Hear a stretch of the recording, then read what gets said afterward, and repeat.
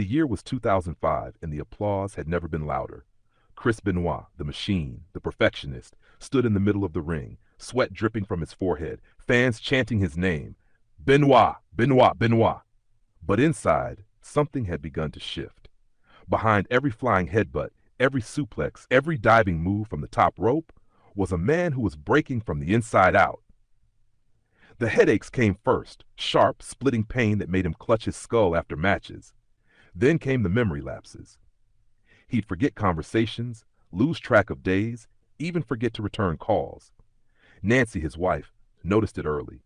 "Chris, you don't seem like yourself," she'd say softly, watching him stare blankly at the television after putting their son Daniel to bed.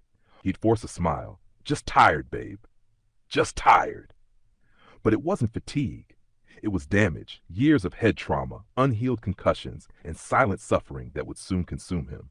When Chris's best friend, Eddie Guerrero, died suddenly in 2005, something inside Benoit shattered completely.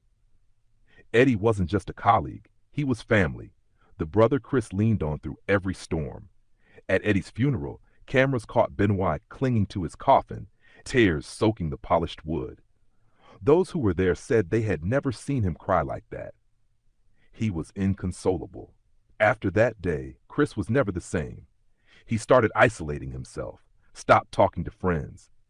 When Nancy tried to comfort him, he'd just sit there, staring at old photos of him and Eddie, whispering under his breath. The gym became his only escape. He'd train for hours, punishing his body, trying to silence his thoughts. He looked stronger than ever, but everyone close to him knew something was wrong. Soon, paranoia crept in. Chris began keeping journals addressed to Eddie, writing page after page as if Eddie were still alive. In one, he wrote about missing him. In another, about not feeling in control anymore. Nancy grew worried. She confided in friends that Chris's mood swings had gotten worse. One moment, he'd be calm and affectionate. The next, explosive, unpredictable. There were whispers about steroids. And it was no secret. WWE's locker rooms were full of performance enhancers back then, and Chris was obsessed with maintaining his edge. The roid rage theory would come later, but at that moment, it just looked like a man trying too hard to keep up with a crumbling world. If you want to follow the story from the beginning to the end, click the related video to watch the full story.